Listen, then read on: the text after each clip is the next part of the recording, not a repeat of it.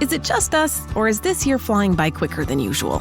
At Care.com, you can find trusted, reliable, and affordable sitters near you with flexibility that fits your family's ever-changing schedule. And because the best decisions are made with care, 100% of caregivers who use Care.com have been background checked with CareCheck, a key first step for families to make strong hiring decisions.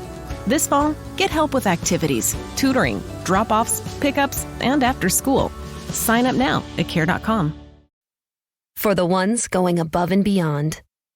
For the ones reaching out, helping out, and lending a hand. For the ones people count on. You can count on Grainger. Grainger offers supplies and solutions for every industry. Backed by 24/7 customer support and specialists to help with hard-to-find products. Because you've got everyone's back. We've got yours. Call, click Grainger.com, or just stop by. Grainger. For the ones who get it done. Welcome to the Boneyard with Steve Robertson. As always, I am your good friend and host, Steve Robertson, here on the Maroon Friday edition of The Yard. Hope things are well with you today. I hope it's payday for you. It is Friday, so you bi-weekly wage earners, you weekly wage earners, maybe today is the day. Get out and go have some fun. Go buy some more championship merch. How's that sound? It feels so great to win. Even now. Even though we're on the first day of fall football camp, and we're going to break that down a little bit later in the show, I'm still basking in the glow of a national championship. I'm sure you guys are as well. There's a lot to feel good about. We've earned it, and I had a message from a gentleman yesterday, said that when he was at Omaha, that after the celebration, after the trophy presentation and all the streamers and all the confetti and everything had fallen, and everybody had gathered that stuff up and collected his souvenirs, that he saw an older gentleman, probably in his late 60s, early 70s, sitting behind the Mississippi State dugout pretty much by himself, just taking it all in. He said he went up to him and he asked him, he goes, "Sir, are you okay?" He goes, "I'm better than okay." He goes, "I've been waiting for this my entire life." And I kind of laugh a little bit, with my kids. I told them, I said, "I'm glad you didn't have to wait as long as I did to see Mississippi State win it all." But I think about our silver-haired dogs. A lot of respect for them. I feel the need to kind of protect them from time to time. They supported these programs when we weren't very good. Now, we've always been good at baseball.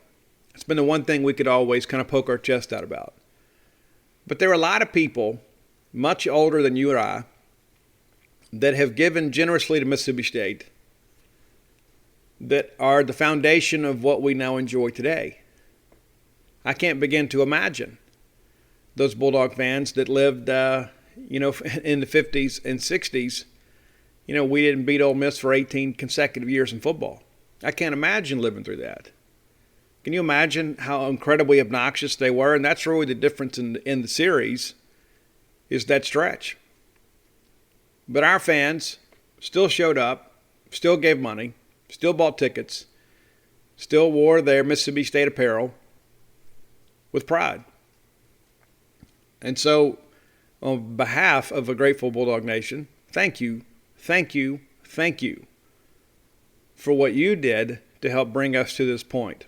Because, a lot of times we get so caught up in the main character energy. It's like, well, anything that happened before I was born didn't really matter. That's not true. And a lot of things that happen after we all pass away will matter. We won't be here to witness them. But there are so many Mississippi State fans that deserve this. We all do. But I think about those that came and watched us play, knowing we were probably going to lose, but came anyway. Because they hoped for a day like this. They hoped for a time that we could celebrate, and the nation would have to kind of bow in reverence, say, you know what? They got us this year. I watched last night. I love college baseball, as you guys know. And last night I was looking for something to watch, and the house had gotten quiet, and I was a little bit too tired to record the show. But I watched the ending of the 2018 College World Series Game 2 between Arkansas and Oregon State. Brandon Walker, my friend, was kind of goading some Arkansas fans online about Carson Shaddy overrunning that pop-up, which is a difficult thing to live with. I mean, that is his legacy. Guy was a hard-nosed blue-collar player. Wasn't necessarily a conference favorite, but he's a guy that played really hard, so you had to kind of respect his game. But that's his legacy. The rest of his life, every time his name is mentioned, everybody will remember him overrunning that pop-up just outside of first base. And listen, it wasn't an easy play. He had to run a long way. He probably should let the right fielder take it, or even the first baseman. He calls everybody off and overruns it and the ball drops. And then Oregon State gets a base hit to tie the game. And then there's another hit. And then there's a 2-run home run. Oregon State wins the game. They go on to win the national championship. And I'm so glad that wasn't us. I can't even begin to imagine if we had beaten Vanderbilt on Tuesday and come out on Wednesday and had a chance to win, and we make a play or don't make a play late and lose a ball game in dramatic fashion like that. It's one of those things you look at and you begin to think, we always talk about, Mississippi State, it's a very Mississippi State thing to do. And my hope is that the definition, behind that statement is changing.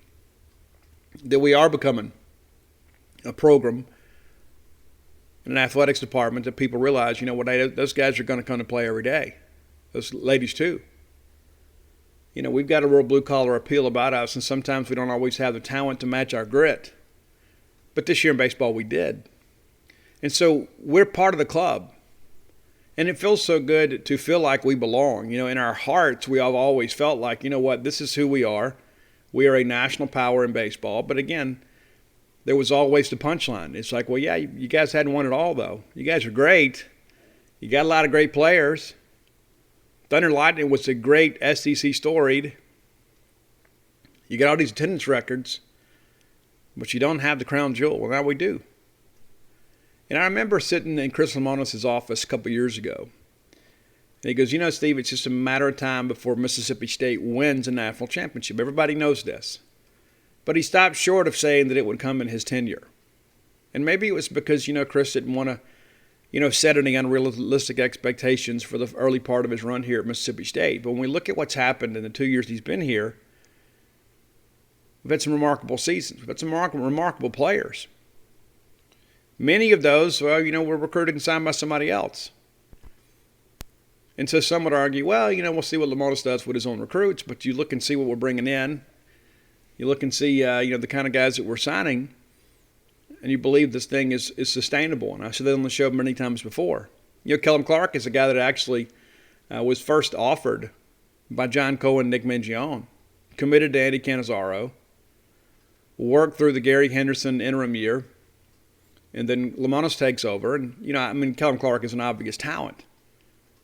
But there were a lot of people that expected Kellum Clark to go in the draft. And then of his own volition, he decided, Mississippi State's been loyal to me through 4 coaching staffs. I'm going to be loyal to them. And he stayed. And he was one of the heroes of Omaha. So let me give you a little bit of an update on the new book. I know you guys are, many of you have reached out and you're ready to pre-order. We're going to have that very, very soon, finalizing the cover now. Had some issues with the website earlier this week. They got that fixed yesterday.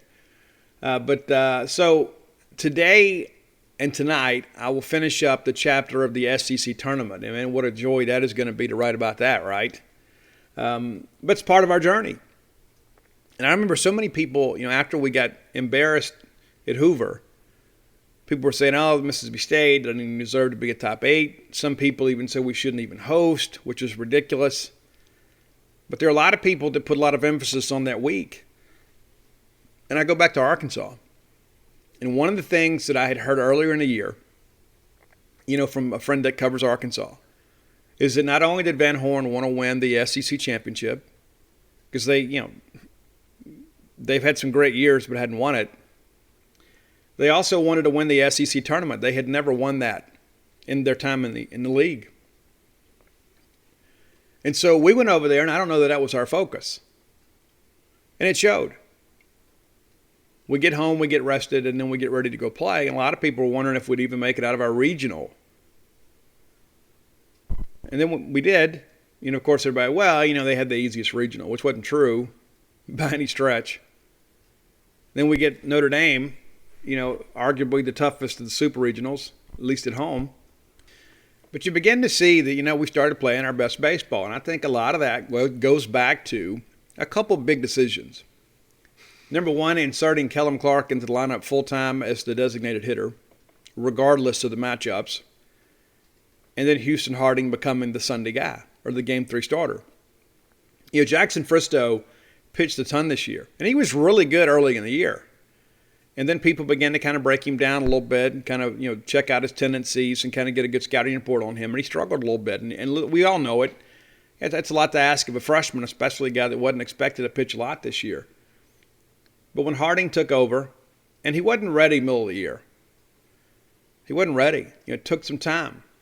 But this is a guy that was a real competitor. But, that's really when, once we kind of finalized the lineup and finalized the rotation, I think we all kind of figured out, we got a chance to really do something. I mean, you forget, what Houston Harding did at Alabama on that Sunday. We get behind in that ball game 3-0, and we bring in Harding, and he gives up a leadoff single. And then he retires the next 15 in a row. And any time that you can retire 15 in a row in a ball game, the chances of you winning are really, really good. And so I've been able to kind of relive all that stuff as I'm writing the book. And, the one thing that kind of stands out to me is just how tough we were.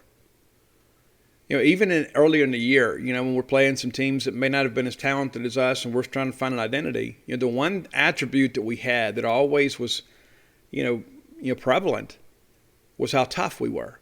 Whether it be making the tough pitch, making the big play, getting the clutch hit. You were going to have to beat Mississippi State for 27 outs. That's very, very difficult to do.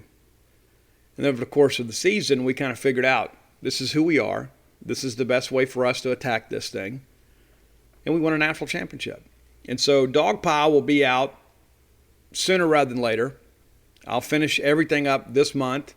I'm happy to say, too, that of the 14 chapters I've already submitted, they've already been through the first round of edits. I'll go back and do another edit myself, and it'll go back again. And so the hope is to have this thing pushed off to print sometime early next month. That's the hope. And then, of course, it takes, a few weeks to print. And so, we hope to have it on the market for you guys in November, if not a little bit before. We'll just kind of see how things progress.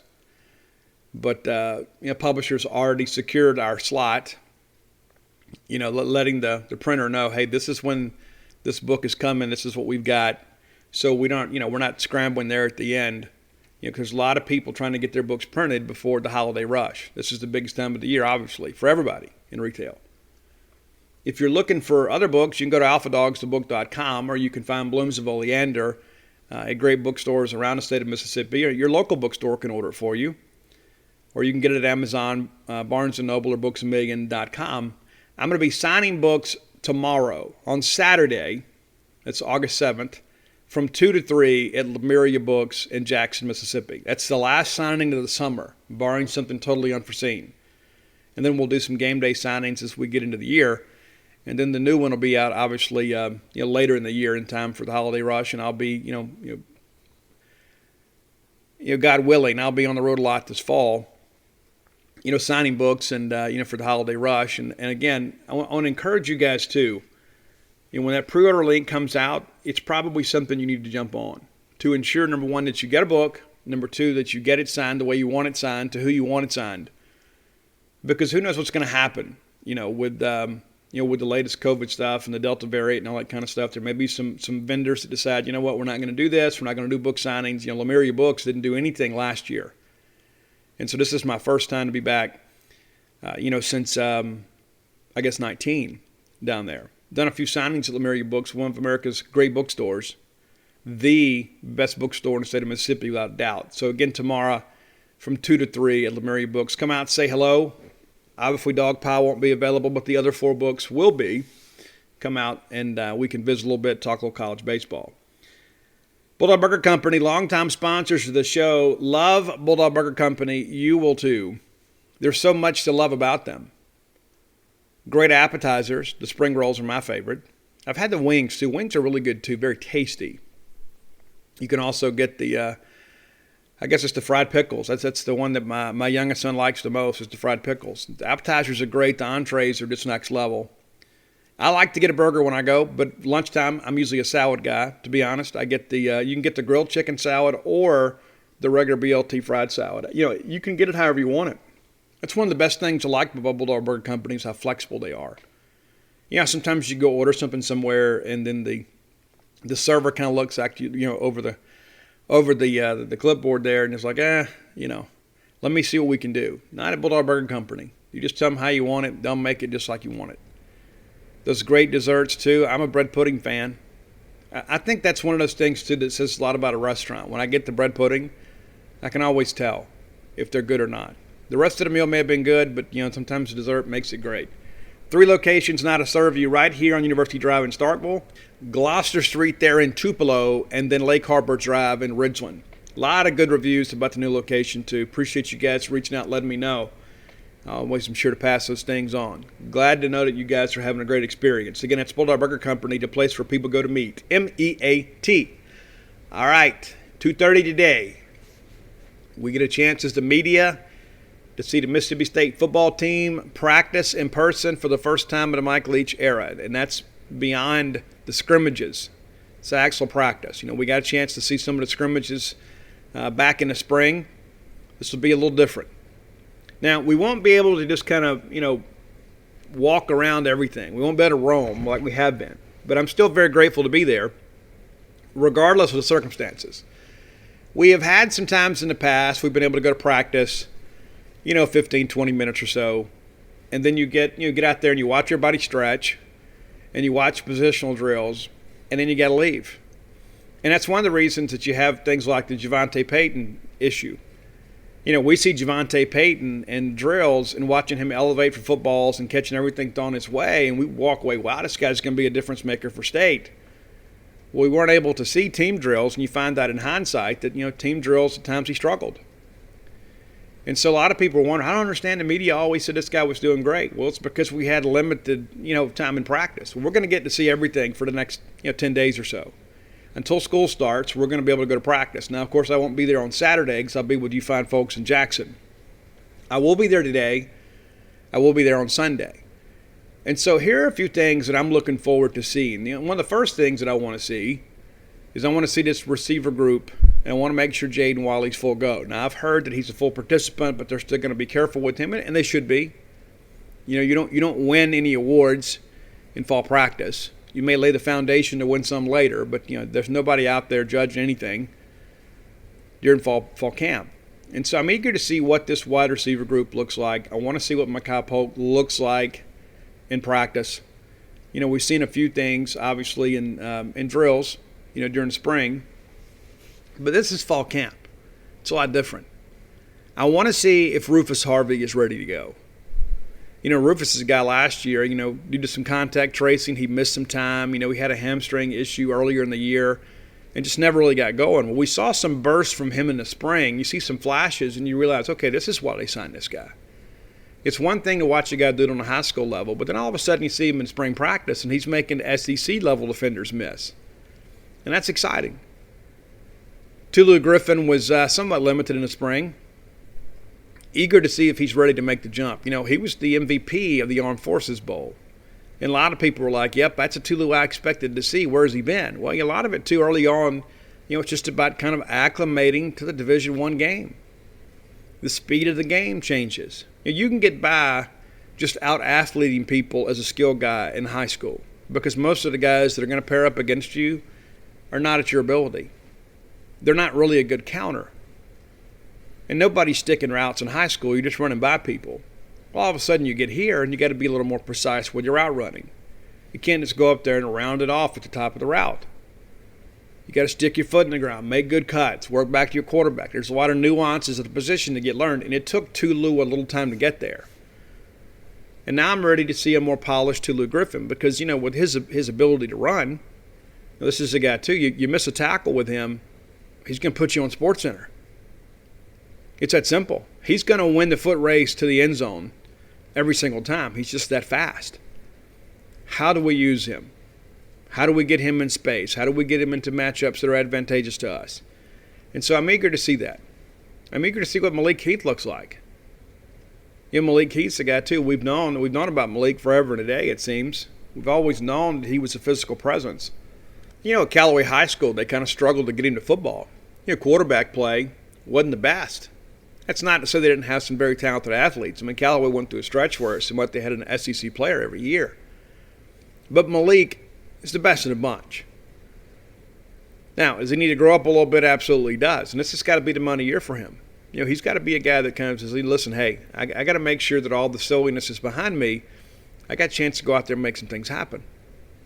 And I was told he got some feedback, from some NFL teams earlier in the year, just, people kind of passing through or whatever, and just told him, hey, you got all the physical ability in the world, man. You got to grow up. Stuff he needs to hear. I do expect him to sit in game one, just so you know. I expect us to have, a few suspensions in game one. The fallout of the fight up there. And rightfully so. I know many people are like, let's just put it behind us. Well, when you have something like that egregious, that kind of goes against the values of your program, you got to address it. Did Tulane start it? Yes. Did Mississippi State end it? Yes. But there's some behavior that was associated with that has to be addressed. Simply has to be. And I suspect Malik will be one of those that's it. You guys are familiar with him, kicking the guy in the shoulder pads. And it's funny, the video is pretty clear what happened, but that's not what other people suggested. Oh, he kicked the guy in the face, he kicked him in the chest, he kicked him in the shoulder. A guy that was pursuing him, me also, mind you. And it's funny, too, people say, well, he ran away. What do you want him to do, stand there and stomp him out? Come on. Sometimes I wonder if a lot of these people making these comments have ever been in a fight before, But there's no place for that on a college football field. I know what happens. It does. Emotions run high. I'm sure Tulsa told themselves for months, it's our chance to legitimize ourselves as a program. We're going to get an SEC team in here that's got a losing record. And we're going to beat them, and it's going to be kind of the crowning achievement of our season. Well, it didn't happen. That's a tough thing to live with. I mean, when that's been your rallying cry, all through ball practice, and you go up there and you get beat, then you get beat again, it's a tough thing to live with. But somehow I think they'll move on.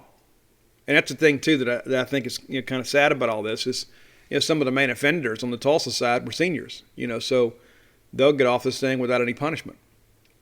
That's the thing you look at, too, and you say, well, how is it fair? The guys that have eligibility left have to serve a suspension. The guys that didn't just get to go on with life. Such is life. There is injustice in life. Well, another personnel group I'm eager to see is the offensive line. You guys probably feel the same way about this as I do. We didn't have much continuity last year on the line outside of Darian Parker. There were times, that, Cole Smith was the center. Then we let James Jackson do it. James just simply couldn't get the protections down. He just couldn't call the protections. So then all of a sudden you slide Cole Smith in at left guard. And so then you're just better off basically just having Cole out there rather than him call the cadence and, from left guard. But we had, a lot of guys last year that due to some contact tracing, missed some time. We also had some positive tests and all that. It kind of wreaked havoc with the O-line. And we struggled at times to block three. And those are the things that, you go back, and I know I'm opening up an old wound there, kind of picking at that scab, but that was the thing last year that was so frustrating. It's like, if they're dropping 8, how in the world can we not have 5 to block 3? And a lot of that's just because you just didn't have an opportunity to develop any cohesion as a unit. That's got to get better this year. Now, granted, everybody should be better this year with a year experience. You got to replace Darian Parker. And really, that's the only major loss on the offensive line. It's a guy that played the most offensive snaps on the entire team. Charles Cross, some people are projecting him to be a first-round draft pick. He needs to play like one. I think Cole Smith will be your center. And, of course, you kind of figure some things out from there. A dollar bill looks like he'll be a guard. Probably will be beneficial to him financially in the long run. We'll figure it out as we go. Cam Jones, obviously a guy that can be the swing guy. LaQuinton Sharp's a guy that decided to come back. Obviously, he's a guy that's a competitor there at one of the guard positions. But you're bringing a lot of snaps back. Now it's just a matter of finding the right 5 and kind of getting better. And then obviously with the change in the contact tracing rules this year, hopefully, that allows you to kind of keep this thing moving forward. That was the reason we moved the Auburn game. I guess it was the Auburn game. We had to change the game last year. It's because we didn't have enough offensive linemen to go play a game. So hopefully that's behind us. But I'm eager to see how that group looks because, listen, it was kind of a motley crew last year. You kind of had to kind of piece this thing together. I mean, Cam James out there and Brandon Cunningham, and Brandon's no longer with the program, but, Cam James was a guard and Greg Allen was struggling some at right tackle. And Cam James turns to Mason Miller in practice and says, "Hey, Coach, can I go? Can I give that a shot?" And so, okay, yeah, go. And the next thing you know, he's out there and he's fighting. He doesn't have the technique to play tackle, but he had a willingness and a competitive nature to say, you know what, I'm going to get out here and compete. And things got better on the offensive line. Were there some times he got exposed? Absolutely he did. But you know what? Give me the guy that wants to fight. Give me the guy that says, hey, you know what, Coach, it's not even my regular position, but we got to do better. Let me get out here and at least try. And that's how it went down. And so I'm eager to see what that looks like this year. The quarterback play, I think we all know. I mean, Will Rogers and Jack Abraham will compete. I think most people expect Will Rogers to win. I'm sure Jack Abraham doesn't see it that way. And I'm glad that he doesn't. I don't want anybody to sign to be a career backup. There's some people that are just happy to have a uniform, be on the sidelines, and, be a part of it all. And that's not to say there's not some value in that. I mean, you've got to have some guys that run a scout team, and there's some guys that eventually will go into coaching. They just want to be close to it all, have an opportunity to learn. Not everybody's going to be a starting quarterback in the SEC. That doesn't mean they don't get some valuable experience. But I don't want anybody on my roster that didn't want to play. And I'm sure you don't either. And so I think Jack Abraham shows up thinking, okay, I'm not here to hold a clipboard. I'm going to get out here and compete, do the best I can to win this job. And that's going to make Will Rogers better. And we just want the better of the two, right? I think Will Rogers obviously has a little more rapport in a relationship with the players. He's more likely to be on the same page and have some real chemistry. But I like the fact that we're going to add some competition to the room. And that's what our Washington State people told us back when we first hired Mike Leach.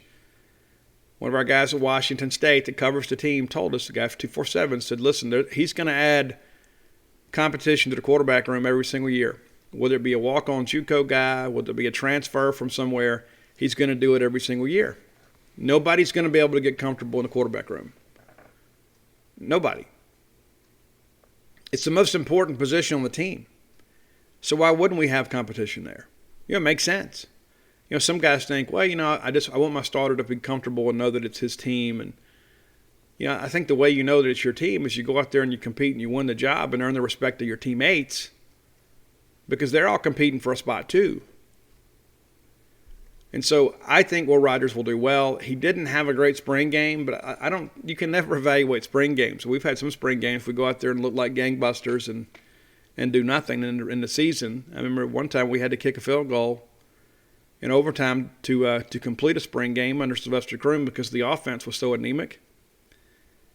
But at the end of the day, a spring game is a spring game. It's a glorified practice.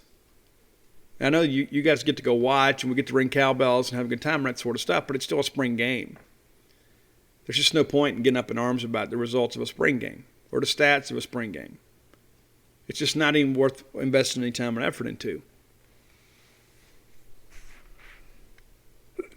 Now, defensively, I want to see Randy Charlton really get some live reps. He was really good in the spring. We signed him as a transfer from UCF, and you see the pictures out there on social media, and you see what a specimen he is. This guy's a freak. He was their leading pass rusher.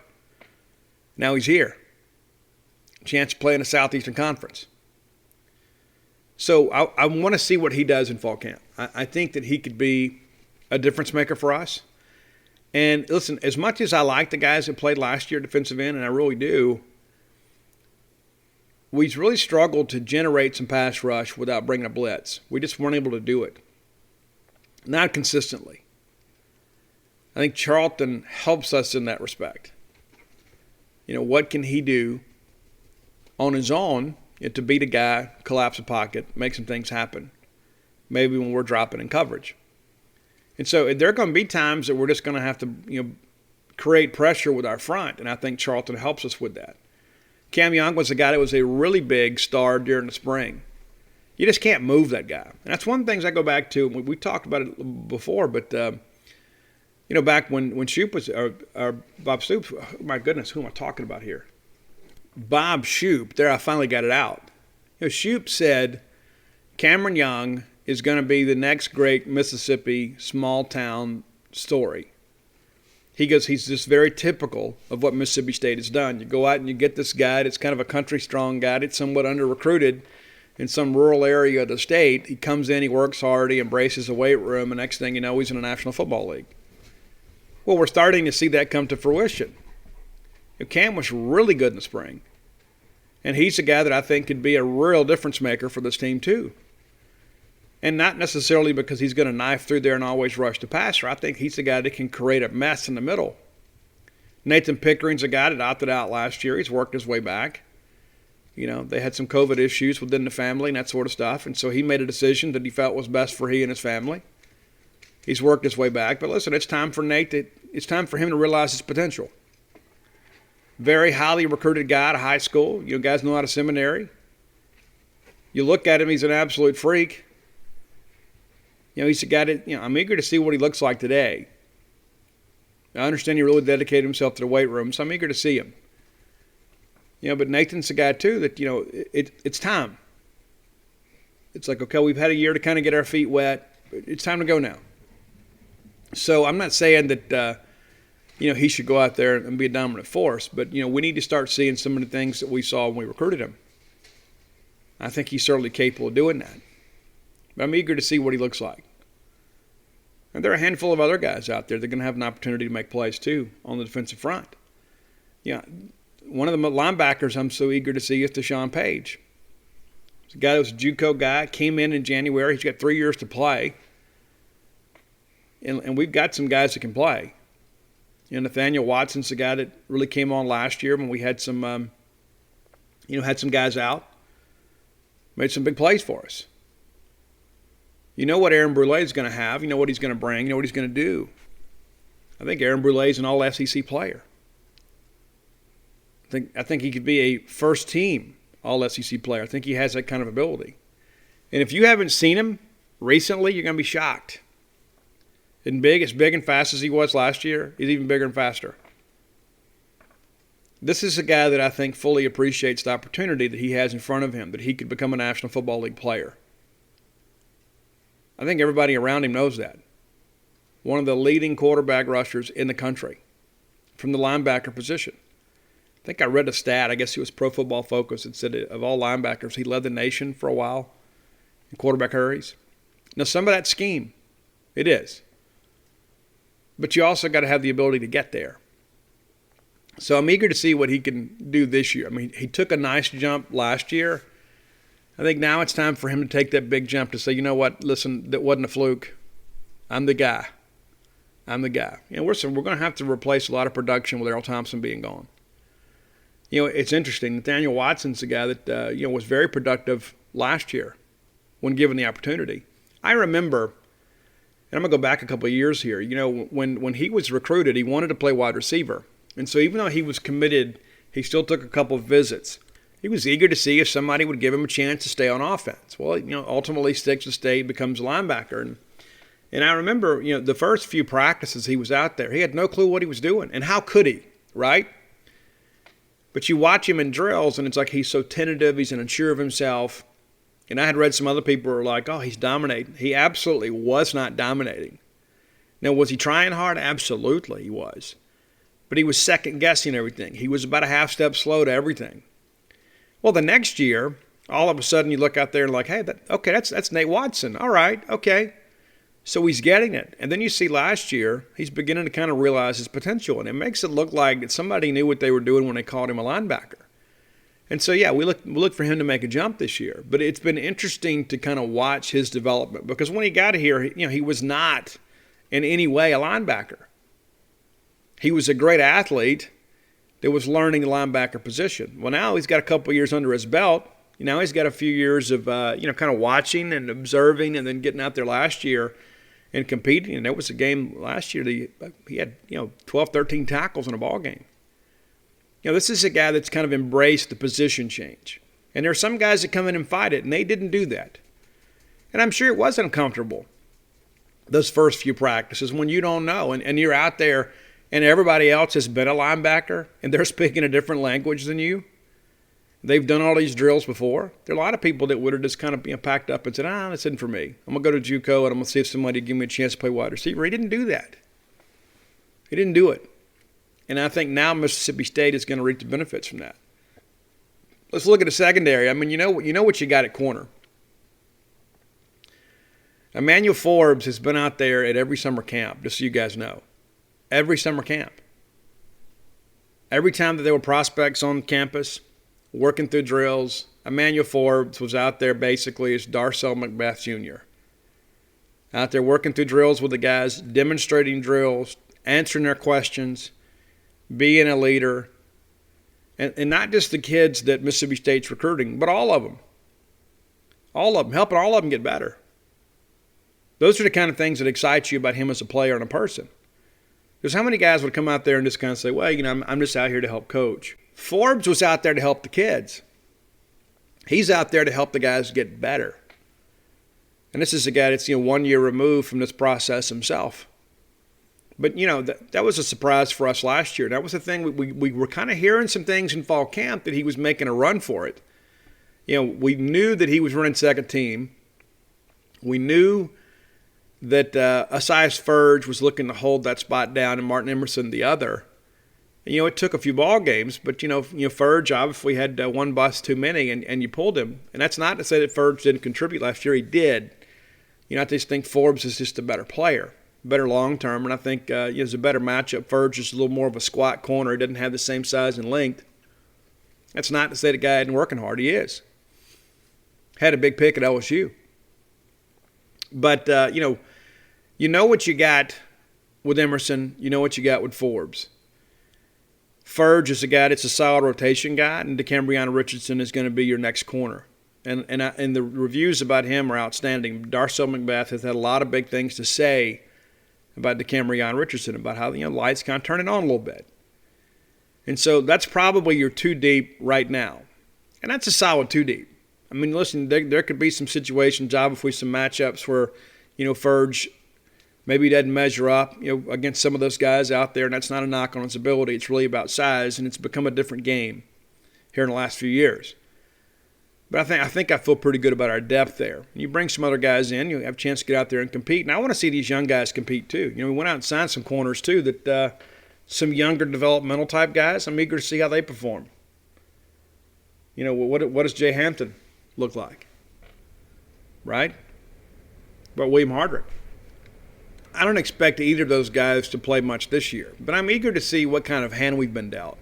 What do they do? How do they kind of embrace drills? What do they look like? Obviously, they got to spend a year or two in the weight room, but you kind of understand my point. I just want to see what we got. Now, safety, we've talked about it and kind of belabored the point. We didn't have much last year at depth at safety. You lose Janari Dean to a torn meniscus in fall camp. C.J. Morgan wasn't ready to come back. You lose Dylan Lawrence to a broken ankle. Marcus Murphy opts out. I mean, you run all the way down the list. I mean, we were down 5 safeties at some point last year. And we're having the guys get out there. They're doing the best they can, but there's a reason they weren't on the 2 deep. And again, that's not to be critical of them. They're giving us all they got. And sometimes, the best you have is just not enough. And there were times the teams just dialed up a shot because they knew that we had, some deficiencies at the safety position. Not going to have that this year. Teams aren't going to have the luxury as, let's just dial one up here and throw it deep and let a guy go make a play for us. We've got a lot more talent back there now. You got Jalen Green out there, and he's another guy that I've seen around the camps a lot. He's a good-looking player. And we saw him in the spring, and that's the interesting thing too. Charlton, Makai Polk, Jalen Green all ran second team during the spring, which is the right thing to do. You don't want to just give those guys a job. Got to go out there and make them earn it. But let's be honest. Jalen Green's going to be starting. He's going to be a major part of the rotation. And maybe not week 1, but he will be. He'll be the guy that starts most of the games. And so you start running this thing down. What about Colin Duncan? Colin Duncan may have been the most improved player on defense last year. And he was a guy, too, was a late signee, for Joe. He didn't sign in December. We took him in February. Got a pretty good deal, And so I think about Dylan Lawrence coming back, and I was a Dylan Lawrence fan from the beginning. I know there were a lot of people in the message board community that were not fans of Dylan Lawrence. I am. I remain a fan of Dylan Lawrence. I think safety is exactly where he fits. He has a defensive mentality as a wide receiver's catch radius. That guy's going to pick off some balls for us. You go back and look at that LSU ball game, go look at the box score. You'd be surprised at the numbers Dylan Lawrence put together. The guy's got some real potential. He's a freak of an athlete. It's just a matter of finding him a true position.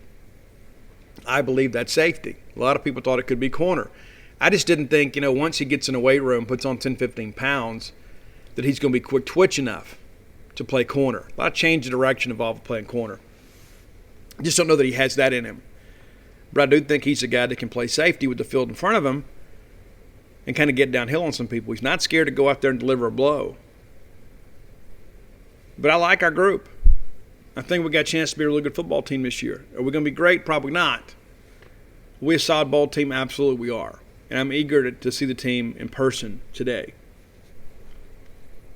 All right, time for today's Top 10 list brought to you by closewithblair.com. That's right, closewithblair.com. That's B-L-A-I-R, closewithblair.com. If you're looking to buy a home, looking to refinance your current home, or maybe you're just thinking, someday I dream of owning a home, reach out to Blair. He can help you get ready for all those processes.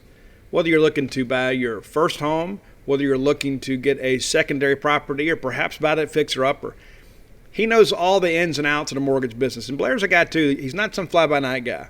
21 years, folks, 21 years in the industry. Works at Fairway Mortgage, one of the top 5 mortgage lenders in the country. Blair is in their top 1%. This is a guy that knows how to get loans closed. And he'll just tell you up front, he's seen it all and done it all. And he can say, hey, listen, here's our plan. Here's where we stand. And maybe it's best to go get pre-qualified. See, when you get ready to go look for a home, you know exactly what you can afford and the price range that you should be shopping. You can visit him at closewithblair.com, and you can see all the products that are available, conventional loans, VA loans, basically anything you need there. Better yet, give Blair a call. Now, I don't want you to share this number because I only give this out to my friends, but it's 601-500-2344. Again, that's 601-500-2344. And there's some people out there that think, Steve, I'll never be able to buy a home. You might be wrong about that. You might be wrong. Give Blair a call. He's the expert. You're not. Give him an opportunity to look through your credit and perhaps look at your 1003 residential housing application, and he can let you know what your options are. Great guy, gets Bulldog. I've known Blair a long time. He would not do you wrong. I wouldn't do business with people that would. So again, closewithblair.com. Today's top 10 list, I really thought we had done this one. And I've probably had 20 people in the last year say, hey, Steve, let's do these guys. And I said, hey, we've already done them. Well, I double-checked with Roy. We hadn't done them. We've mentioned them on a few lists, but we've never done their own list. We're going classic rock. We're actually going back to the late 60s, early 70s. And no, it's not Led Zeppelin. We have done them. It's Creedence Clearwater Revival. So, John, this was for you. John reached out and said, hey, have you ever done CCR? I said, surely I have. And I got to thinking about it, and I said, maybe I haven't. And so we haven't. So here's a little thing about CCR that most people probably don't realize. Creedence Clearwater Revival is actually their third name. They actually were a band before that, the Gollywogs, I guess, and then the Blue Velvets before that. But CCR is when they kind of found it. They recorded their first full-length album as Creedence Clearwater Revival.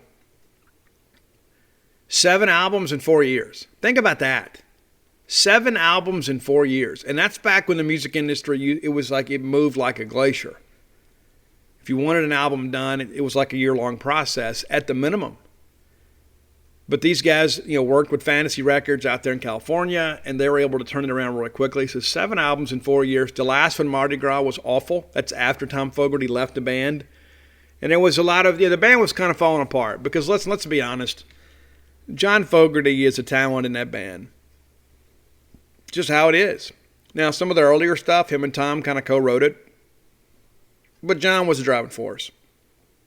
And so there ended up being a lot of jealousy within CCR because, John was the talent and everybody else was kind of along for the ride. And those guys were like, hey, let's do my song. Well, the record company didn't like the song.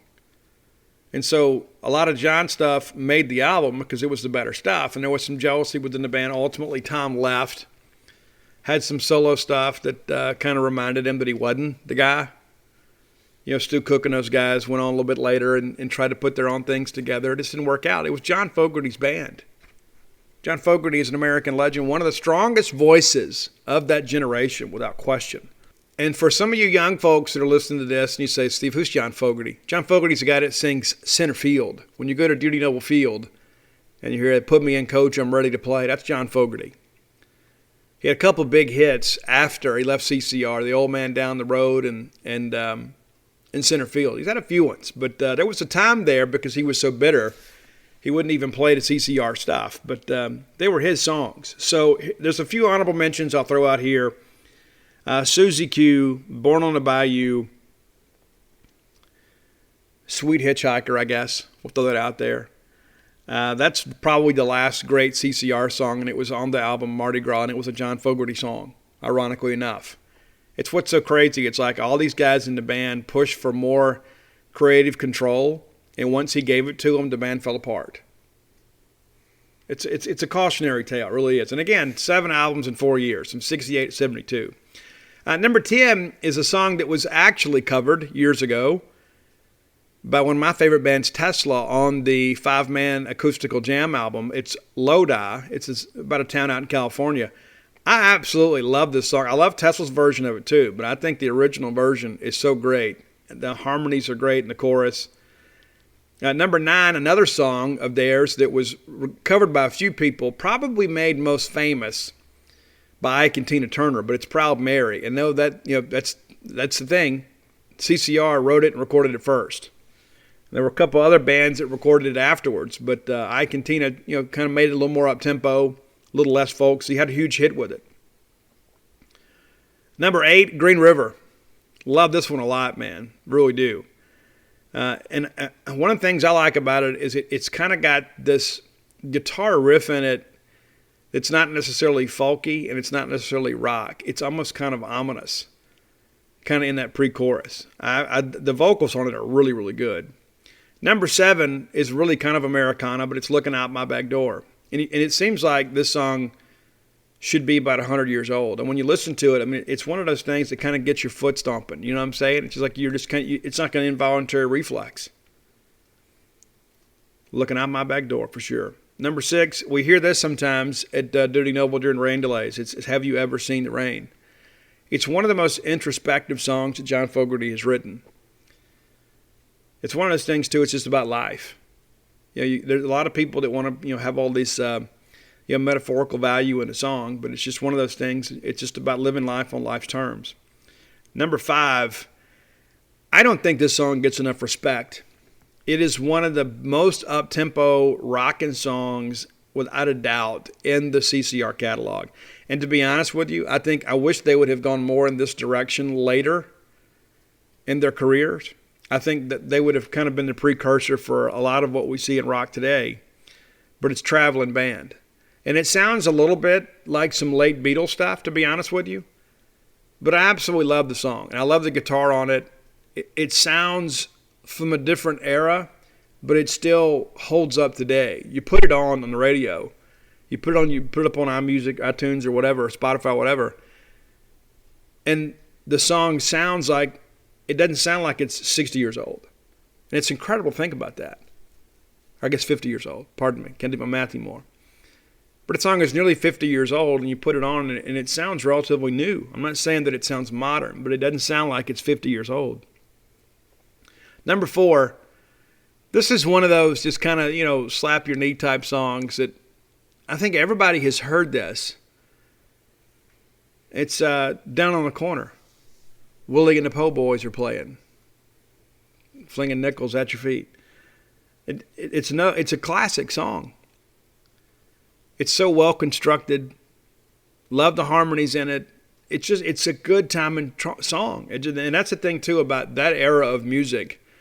Is in some respects, a lot of the music in the late 60s was very negative. And then CCR kind of was a breath of fresh air in many respects. It's almost like the early 90s in rock music. Everybody just got up on stage and stared at their shoes, and nobody took a bath. It was difficult, And so that's the thing I think that made CCR a little bit different, is that they had some real versatility within a catalog, and then they have some of these political songs, and they have some songs about, the 1960s movement, and then they've got this classic Down on the Corner that is just unlike anything else. Number 3 is Who'll Stop the Rain. I could have reversed those two, to be honest with you, but Who'll Stop the Rain is another one that it's one of those very personal, very relatable songs. We've all had those moments in life when it just seems like the whole world is against us. And one of the things that I've learned about life, and I share this when I speak with recovery meetings, is there are two kinds of people in the world. There are those who think they're going to make it and those who think they won't. The funny thing is they're both right. And I think that's the thing about Who'll Stop the Rain. It kind of makes you begin to kind of question which one of those people that you are. Number 2, and I could have made a case for this one being number 1. We talked about CCR having like some songs that were kind of unique for the era, but it's Fortunate Son. And Fortunate Son basically is about the typical American teenage male that was going to have to go to Vietnam and fight for a war he didn't believe in. And then all of a sudden, all these senators' sons and people like that are getting these draft exemptions and things like that. So it was, the wealthy in our nation, their children were not having to go fight in Vietnam. And so that's kind of what the song is about. It ain't me. I ain't a fortunate son. I got to go. I got to go fight. I got to go bleed my blood for this country because I'm poor. But while the privileged in this country, their kids aren't having to make that same sacrifice. And so it is a song of anger. It is a song of rebellion. It is a song of revolution. I think in many respects it is the best song that John Fogerty ever wrote, especially considering the timing. It became anthemic to a generation. There were so many people that were just kind of commoners, just regular work-a-day, blue-collar type people, and their sons were the ones having to go fight in a foreign land. And so this became their theme song. It's a song of protest. And probably one of the greatest protest songs of all time. A lot of people have all this other silly stuff that, that people are like, oh, this is so wonderful. Hey, this is in your face. This is like, okay, you can do what you want to do and I can't stop you, but I want to let you know you're wrong. You're wrong about what you're doing. Fortunate Son, a absolute American classic. If you don't listen to any other song on this list, go listen to that one. Number 1 for me is Bad Moon Rising. I love the guitar on it. I love the tempo. Again, it's just one of those songs, you put it on, next thing you know, you're singing along. And you forget you even know the words to a lot of these songs, but they're just so great and they're so comfortable. It's like if you've heard them a few times in your life and you put them on, all of a sudden you're just, next thing you know, you're in the middle of a CCR show. And that's how Bad Moon Rising is for me. It's like as soon as I put it on, it kind of transforms me to a time. And I remember my stepdad is the one that got me into CCR. He worked for Bell South for many years. And, so when he and my mom started dating, he had records. And I wanted records. Well, he had records. And I was so blown away by it because, I can listen to my favorite songs whenever I want to. And he had a bunch of CCR stuff. He had a bunch of Jimi Hendrix stuff. Didn't have a lot of Led Zeppelin stuff. Didn't have the heavier edge like me. But he loved CCR, one of his favorite bands. And so whenever we would go visit him, that's one of the first things I'd want to go do is I want to go put on CCR. Let's go hear Bad Moon Rising. And then when I hear these songs, it takes me back to that. It takes me back to being a kid. And many of these songs, obviously, when I'm listening to them, they're 7, 8, 9, 10 years old. But they were brand new to me. And that's the wonderful thing about music is a great song is always a great song. There are a lot of songs, they're kind of written for a time and they're kind of written for a trend and they're kind of written for a fad and they don't hold up. But that's the thing about Creedence Clearwater Revival is that in 4 years, they wrote some of the most iconic songs in American music. And you put them on today and they're still great songs. Even though they're not part of our time, they're not even part of this century. but they still make sense because a lot of those same feelings are things that we still experience. So there you go. Glad to do it. John, that's for you. You asked for it. You and about 20 other people. So we finally got around to doing it at CCR. I hope you guys dig it. I know CCR is one of those bands that a lot of people, Dave Murray is a guy that's not a big CCR fan. And I don't know. I don't quite understand that. But some people say, well, it's Southern rock written out in California. I don't care where it's written, man, where it's recorded, or where it's sung. Great music is great music. And Creedence Clearwater Revival made a whole bunch of it. If you have an idea for the top 10 list, reach out, let me know. I'm on all forms of social media at Scout Steve R. Just might use your idea. We got a pretty good list right now. We're kind of working through it. But every so often, somebody will send something in, and I'll think, man, why hadn't I thought about that? Got to do that one. And somebody reached out to me a couple days ago, and I haven't even sent this to Roy yet, and said, and this is interesting, Steve, what are your favorite songs on your favorite albums? And that could get kind of confusing. Because, it's like I've got some, my favorite songs from certain bands aren't on my favorite albums. You know what I'm saying? I mean, there's some albums that are kind of like, one or two singles and then filler. And there are some albums that are great. But my favorite song might be on one of those, average albums. And so I'm going to think about that. I think it's an interesting topic. What's my favorite song on my 10 favorite albums? It's going to be tough for me to put my 10 favorite albums together. But I can promise you a lot of my favorite songs are not going to be ones that played on the radio. I'm a real fan. But again, reach out and let me know if you've got ideas. Next segment of the show, we're going to talk about NC State, brought to you by Campus Bookmart. Campus Bookmart, I love those people. I really do. Every time I go in there, they're always so great to me. They're always glad to see me coming, and I'm glad to go in there and see them. Stan and Mammoth, Kathy Brown, lovely, talented Susie, Cheyenne, Candy, the whole crew in there.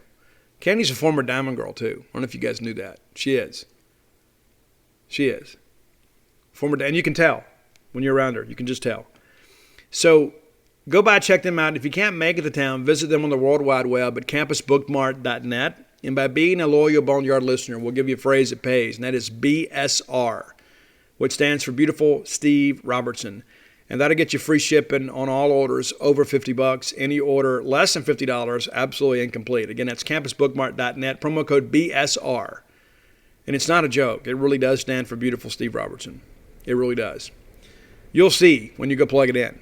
That's how I knew we had a lot of new Campus Bookmart customers, as people started sending me the screenshot. I never knew you. I thought you were just joking. No, I'm not joking. I never joke about that. Never about my own beauty. Maybe about yours, but not mine. So let's talk a little bit about NC State. This is going to be a really good NC State team. I don't think it's a great NC State team, but they're going to be a solid bowl team. They got a chance to be really good, especially on offense. Now, one of the things that it's interesting to me, there's sometimes I think maybe I don't know football the way that I think I do, but it's pretty rare that you lose your starting quarterback and get better. Not the next year. Obviously there are some situations, where there's a guy that's kind of been waiting his time, and then he kind of elevates his game. But even you go back to even Joe Burrow.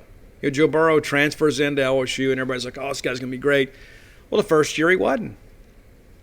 The second year he put up one of the greatest seasons in the history of college football. But the first year there is some adjustment. I mean, being a first-year starter is very difficult. It doesn't come together. And so NC State is replacing Bailey Hockman, who was actually transferred to Middle Tennessee State. So Devin Leary is expected to be the guy at quarterback. Devin Leary, 66 of 110 last year, 890 yards, 8 touchdowns, 2 interceptions. Bailey Hockman was the guy last year, but his numbers weren't very good. 13 touchdowns, 11 interceptions in that respect. Threw for 64%, but a lot of small, short passing with them. They're not really going to challenge you much vertically. But there are a lot of pieces that return offensively for them. We talked about Louisiana Tech, about how they weren't a great offense, and then they lose their top 2 rushers and 3 of their top 4 receivers. They bring the quarterbacks back, but they just don't have much around them. Well, this is a much different situation with NC State. You got Ricky Person Jr., Zonovan Knott, that are coming back to run the football. Those guys combined are running for over 1,400 yards last year. Now, looking at the receiving side of things, Amike Imezi, and I know I pronounced it wrong, so I apologize. No disrespect intended. Thayer Thomas, Trent Penix is a guy that they think has some opportunities there, kind of limited last year. But Kerry, Angeline, they've got some guys that they kind of spread the ball around a little bit last year. There's a chance for them to really take a step forward. Kerry Angeline, big tight end for them. Big tight end, 6'7", 255 pounds. So they're going to have some ability to score this year. It's one of those things, too. I'm kind of glad we get them early in the year. I'm sure they're thinking the same thing about us. But the thing about NC State last year that is absolutely crazy to think about, turnovers. Oh, my gosh. Turnovers was just such a problem for them last year. I mean, as bad as the defense is, when you give them the short field over and over and over and over again, how are they going to ever compete? Was this 11, 17, 15 interceptions last year? And looking at the fumbles, it's crazy to think about. You have a team that is decent on offense, and then you were consistently putting the ball on the ground. But, they weren't a great turnover margin team. Now, I'm sure they're thinking much like we are, with a new quarterback, coming in and a guy that was a turnover machine moving on, that maybe some of that will be helped. He had 15 picks last year and 11 of them transferred to Middle Tennessee State. I'm sure a lot of Bulldog fans thinking the same thing because, we had a turnover machine at quarterback too. We have 25 turnovers last year, something like that. And so this is a big thing that I think will happen in this ball game. Is number one, I'm glad it's at home. I think this is a very even game. I think this is an NC State team that can be pretty good. I don't think they're going to compete, for the ACC championship. But I think they're much like Mississippi State. I think they're probably like an 8-4 team. Maybe could be 9-3, maybe could be 7-5. But I think they're basically right there with us. But playing this game at home is big. They're going to return a lot of starters, too. They're going to return some experience. They've got some transfers coming in, just like we do. It's almost like a mirror image. Like last year, we had KJ Costello expected to be the guy. They were probably thinking the same thing, when they put Bailey Hockman up there. Well, then all of a sudden, Bailey Hockman can't get it done. They put Devin Leary in there, and all of a sudden there's some room for optimism. So, again, these teams are almost mirror images of each other. I'm curious to see what the line's going to look like after week 1. And the fact that we're at home, a lot of people are going to pick them to beat us. And it's not going to be because of the NC State fans, because I think it's one of the things that I've noticed too. The Wolfpack really doesn't get a lot of respect from the national media either. And they're a team that's struggled to finish in the top 25. They have. But this is a team this year that I think will take a step forward. A lot of super seniors on this team. That's the thing I think is going to bring, I think there'll be a lot more upsets this year in college football because of the fact that, you're going to have some teams, especially in the mid-major and G5 groups that didn't get drafted. You're going to have some guys out there that are going to be very experienced. And so I think you're going to see some craziness in college football this year, and I'm here for every bit of it. I really am. I hope that we're a part of it on the positive side of things. Let's look at a couple other things here, too, before we get to defense. Mississippi State, NC State have played 6 times in our history. Did you know that? I know you all remember in 2015, we went out there and sat in the rain at Charlotte with Dak Prescott, his final game in a Mississippi State uniform. We beat them in the Belk Bowl 51-28. And to be honest with you, it was worse than that. They beat us and Jackie, I think it was Mike O'Kane, who was the coach back then. Back in 95, they beat us in the Peach Bowl 28-24. Before that, you got to go all the way back to 1963. Mississippi State, Bill McGuire won the Liberty Bowl up in Philadelphia, Pennsylvania. That's right, Liberty Bowl used to be in the town of Liberty rather than Memphis. It was in Philadelphia.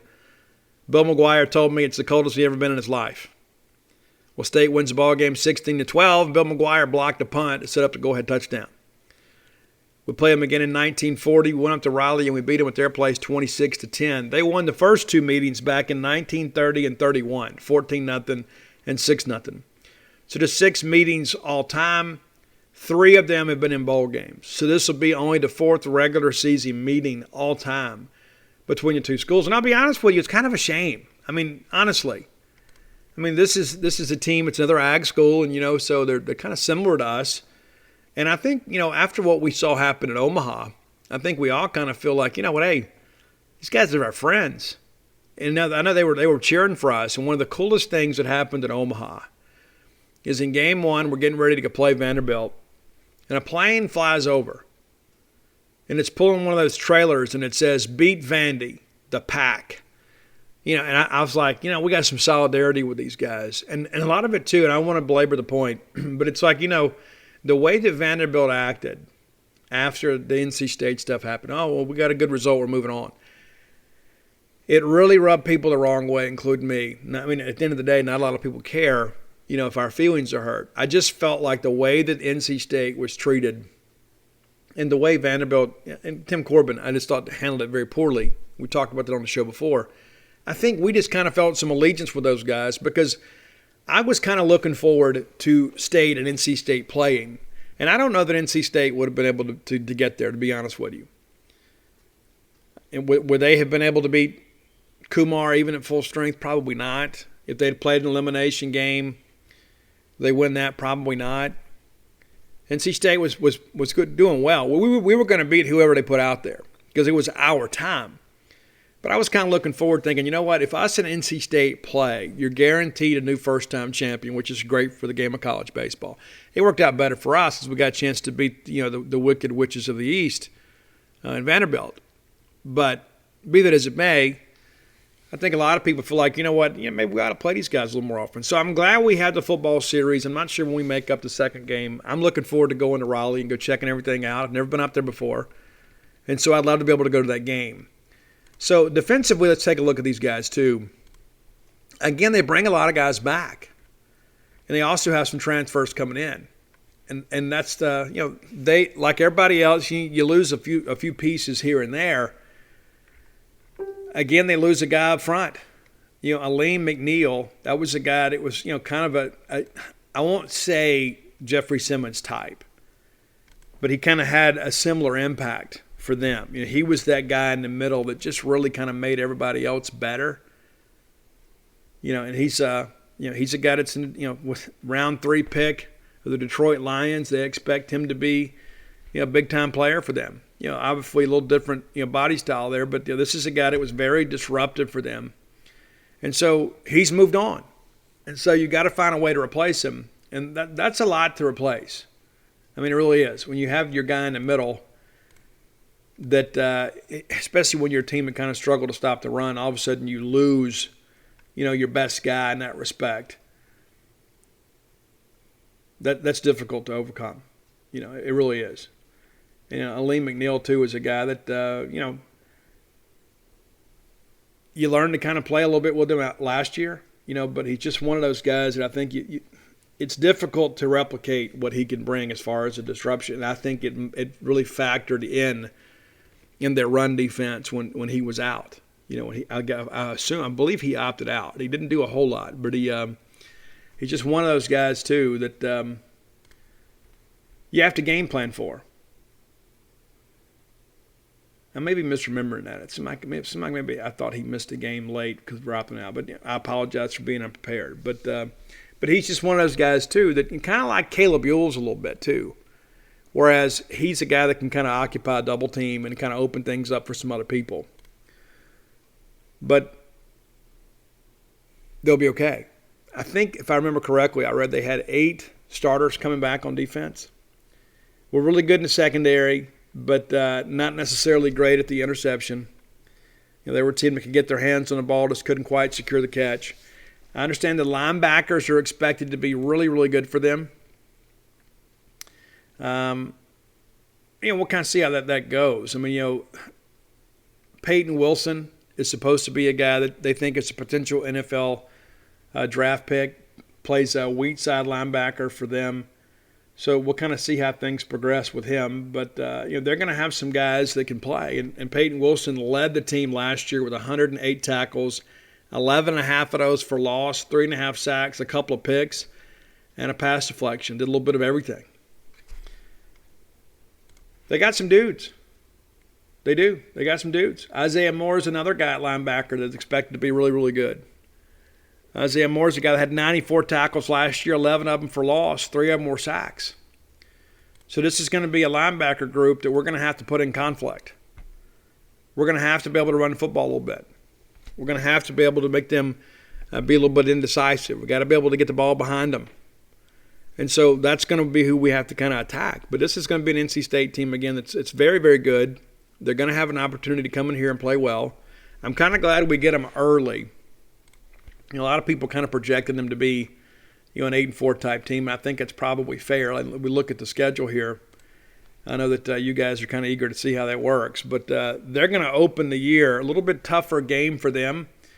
They're going to play South Florida in game 1 at home, but they're going to play South Florida. They come to us, then they get Furman at home, and then Clemson. So that's a pretty difficult stretch with the exception of Furman. South Florida's just kind of in the middle of the pack, but that's a game that you're going to have to play. Louisiana Tech, October 2nd. Then they're open on the 9th. They go to Boston College, then to Miami. Host Louisville, at Florida State, at Wake Forest, home against Syracuse and North Carolina. And so they avoid some of the teams in here. But listen, when you got to play Florida State and you got to play Miami and you got to play Clemson, you didn't get a peach of a schedule by any stretch of the imagination. And so, looking at these numbers, you look at them and you think, okay, these are some guys that return a lot, especially on defense. And they return some pieces on offense, but they've got to find the trigger guy. So if the quarterback can be what they expect him to be with the pieces that they have around them, this is a team that's capable of being really good. I don't think there's any question about it. And so, again, I'm glad we get them at home. And I'm kind of glad we get them early. And I'm eager to see, that's the thing too, when you start thinking about Zach Arnett going up against a guy that is somewhat limited in experience, a quarterback, you can confuse him and hopefully, force him into some errors. That's a big part of all this, is we need the quarterback to give us the football on occasion.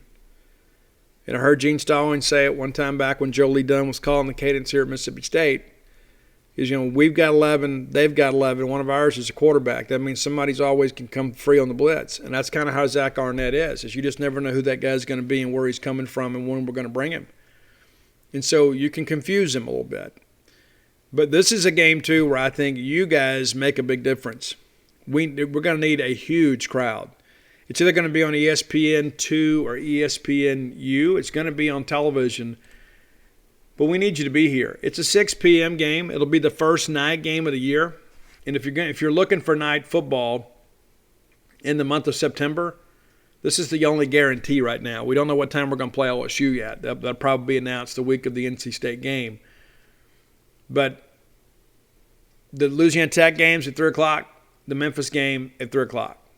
So at home, September 11th, 6 p.m.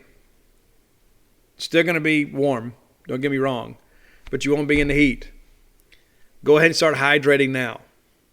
You got a month to get ready. We're also going to be hosting a lot of official visitors that weekend. A lot of guys for this class will be here that weekend. You're trying to get everybody signed in December. We're going to bring some guys in for a game day experience. Stone Blanton is going to be here. Davian Collins is going to be here. So, we need to kind of show what Mississippi State is all about. We need to have cowbells clanging, and we need to have a full crowd. And for many of you didn't get to go to a game last year. I know some Bulldog fans, the only game they got to attend was the bowl game. And so you weren't able to go to Davis Wade Stadium game last year because of the COVID protocols, and hopefully that doesn't become an issue again this year. I'm just told again yesterday, everybody remains optimistic that we're going to be at full capacity, but we're just still evaluating. Still evaluating to see what's happening with this Delta variant. And listen, the numbers aren't exactly great right now. And I've had 2 friends within the last week that have died of COVID. And it's a real and present thing. Chip Lofton was the high school quarterback on our state championship team in '82. He was my neighbor. He passed away earlier this week. It still blows my mind. Chuck Beasley from over around Hamilton. His son and my son played soccer together for a couple years. All his kids are small. I think their oldest one is Parker, and who is my youngest age. I got started much earlier. And so, I think about those things, and I'm not going to sit here and chase a rabbit trail about this. I'm just telling you, you'll make good decisions for yourself and for your family.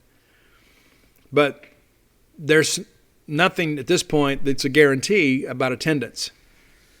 So buy tickets, plan ahead, but we need a big crowd there. And be responsible. Do what you feel is comfortable for you, what's best for you. If you come to the game and you want to wear a mask, don't let anybody make you feel bad for not wearing one. If you want to wear one, don't make anybody make you feel bad for wearing it. It's a personal decision. I don't judge anybody for anything they do. You do what you want to do. It's your life. Live and let live.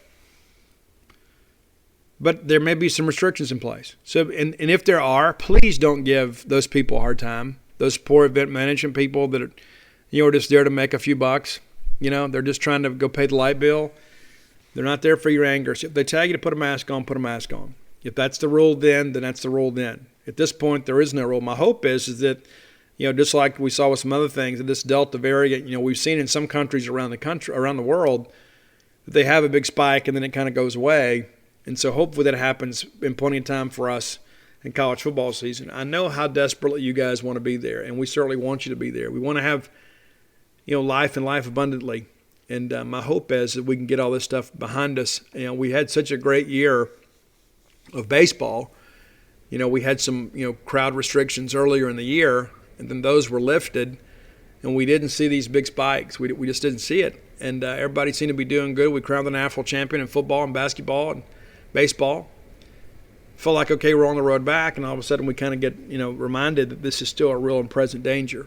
So, again, be smart. Take some personal accountability. Be smart for you and your family. Final segment of the show brought to you by Portico. You guys know Brooks Bryan. Brooks is amazing. Brooks once robbed a home run against the University of Washington to send us to Omaha. I won't let him forget it. He won't let me forget it.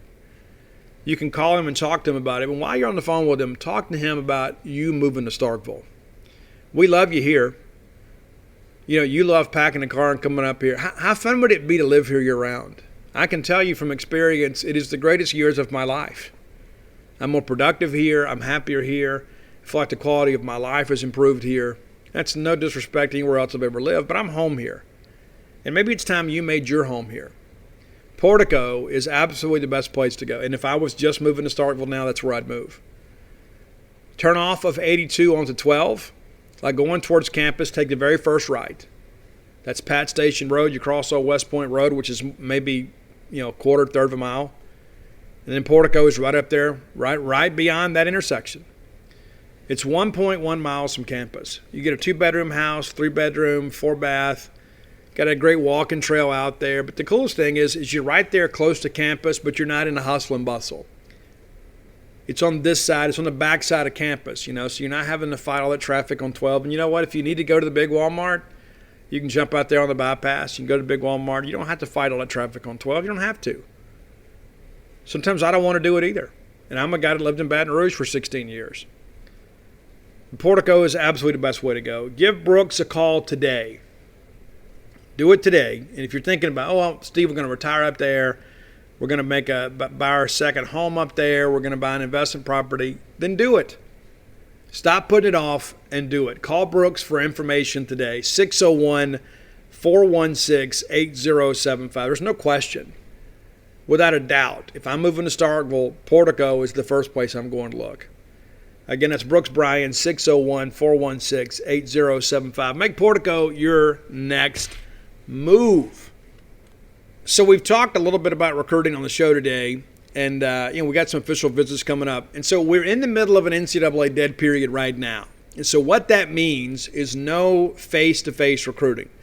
We can't go see them. They can't come see us. They can't come to practice. Used to they could come to practice and kind of observe, before school started, that sort of stuff. Can't do that anymore. When we get into September, it'll be a little bit different. Can't do it now, not during fall camp. So what's cool, though, is we're going to be able to go on the road in September. Your coaches at Mississippi State have not, on the football side of things, they have not been able to go out and see recruits in person since they first got here, right? When they took over for Joe Moorhead and we had to finish up the 2020 class, they went out and saw some coaches and went to some schools and met with some kids. Hadn't been able to do it ever since. It's crazy to think about because we had no spring evaluation period in 2020. We had no spring evaluation period in 2021. We didn't have in-home visits last year during the heart of recruiting. Remember, everybody had to kind of make their decision based on what they learned virtually. And so come September 1, we start playing high school football here a couple weeks. Come September 1, your coaches are going to be able to go watch those recruits play in person. They're going to be able to go get on the road. They can't interact with them, but they can get on the road and go watch them play. They can go to the high school and they can talk to the coach. They can sit down and watch film with them. Go see the guidance counselor, get his transcript, kind of find out what he's about. All of that can happen. That hadn't happened in nearly 2 years. It's incredible to think about that. So it's going to be a different dynamic. Now, we're going to have a lot of players here for that September the 4th ball game against Louisiana Tech. We're going to have a bunch more here for September 11th. Now, one of the things I want to make you guys mindful of, too, and maybe you've forgotten about this, there will be a game this year that we don't host prospects.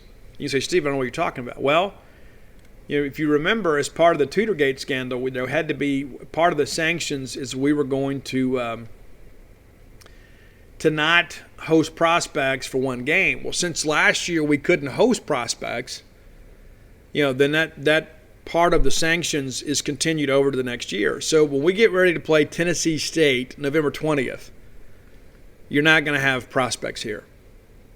And we got the Egg Bowl coming up that Thursday, so we'll have plenty of them there then. But we're going to serve the one-game prohibition on hosting prospects against Tennessee State. And you think, Steve, man, it's been so long since the Tutorgate thing happened. It has. But a lot of those sanctions, and it wasn't just us, it's just kind of around the country. Any of the sanctions you could not serve last year carried over, for a year. And so those are things that I think just kind of be mindful of that as we kind of move forward with this. That's why it's so important, to get guys on campus. And let's be honest, not a lot of players are going to come watch us play Tennessee State anyway. So, I know many of you have probably even forgotten that we were on probation. We are on probation, for the Tutorgate scandal. The probation actually began back in 2019, so we're 2 years into it now. We have 1 year remaining, and then we'll be off of that too. And it's one of those things too. As embarrassing as it was, the sanctions probably could have been much worse. They weren't. It's because of this, the settlement basically that we had with the NCAA. But we're still dealing with some of that stuff. We still are. And then we're almost done with it, and it'll be behind us, sooner rather than later. You just got to continue to work through this thing and take care of yourself and keep your nose clean. But, it's really, in many respects, kind of been a blip on the radar this year and last year. You remember, back in 2019, you had a handful of guys that had to serve those suspensions, and so they only got to play in a handful of games.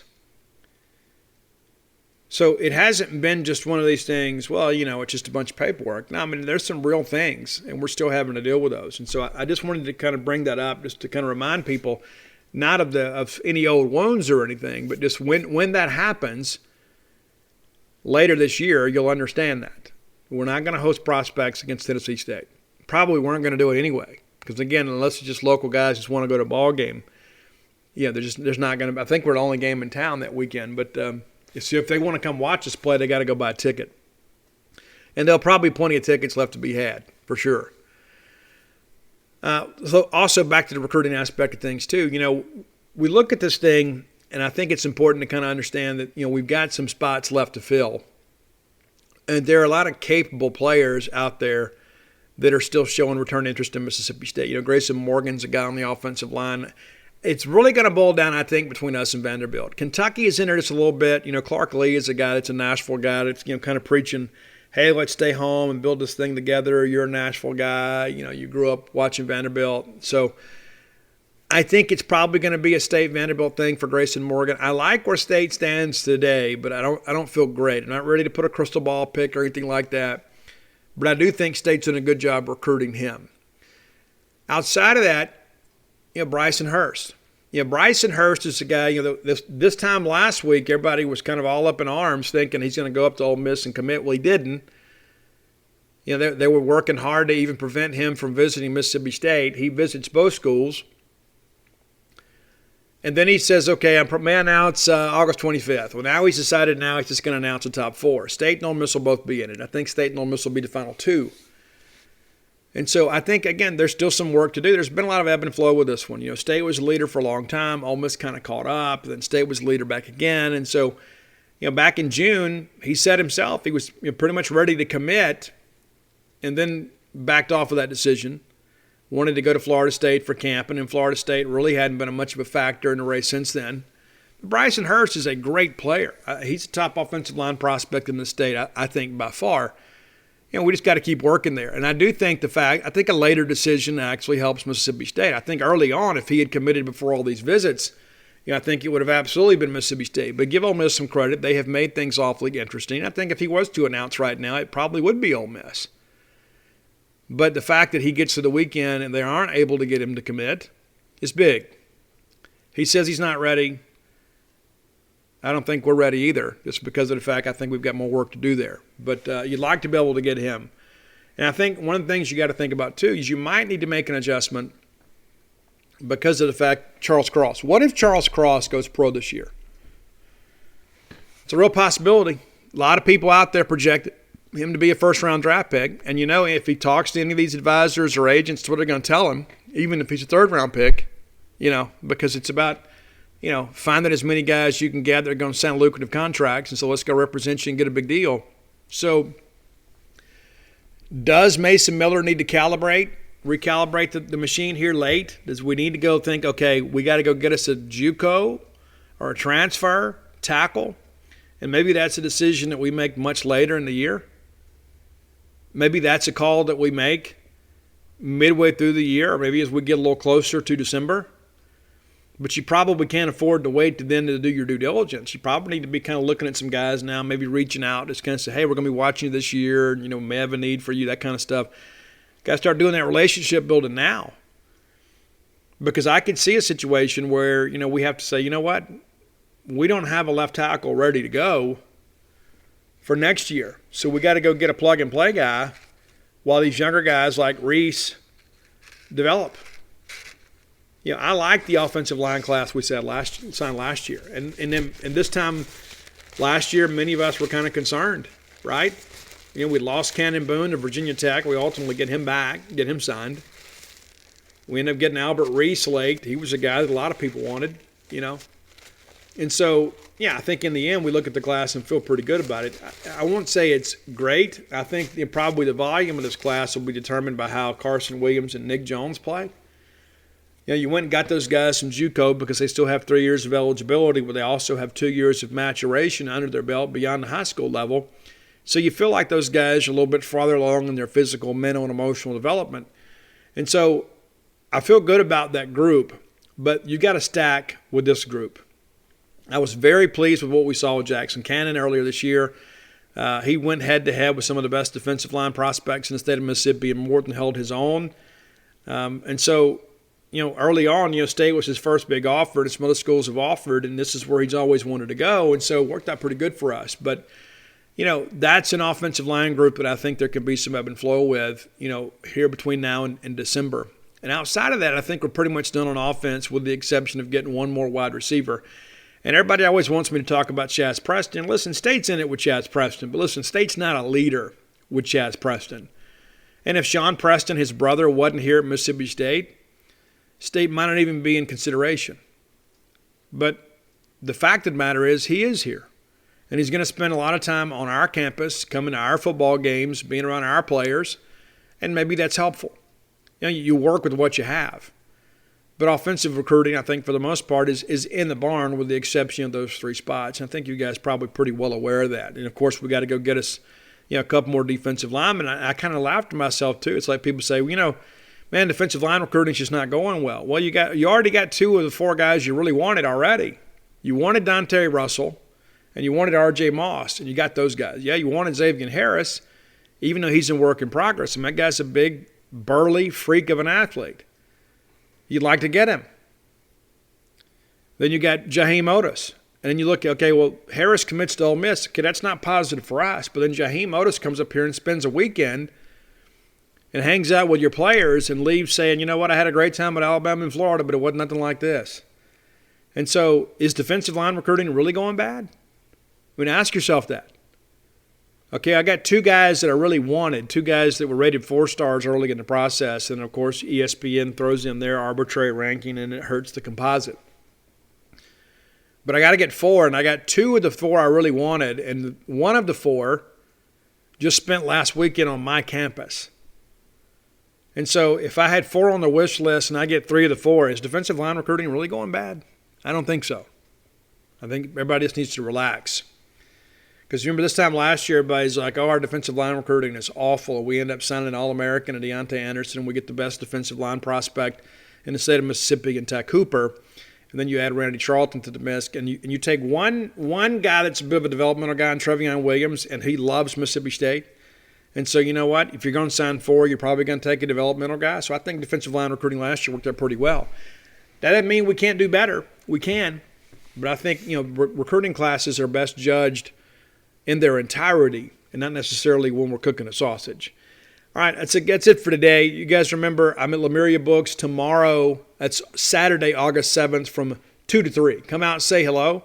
And we'll have a lot of full coverage up on Mississippi State's Day of Practice over at genespage.com today. Until next time, let's all live our lives in a way we'll make more friends than enemies, and people can see a difference in the way we live.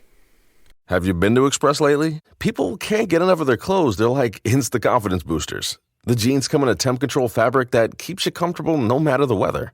And the t-shirts, hands down, they'll feel like they're made of the softest fabric you've ever worn. And get this, the suits have stretch and look sharp. Like, what? How do they do that? Everyone's raving about the newest looks from Express. Just check out the 5-star reviews. See for yourself and shop the latest at express.com and in stores.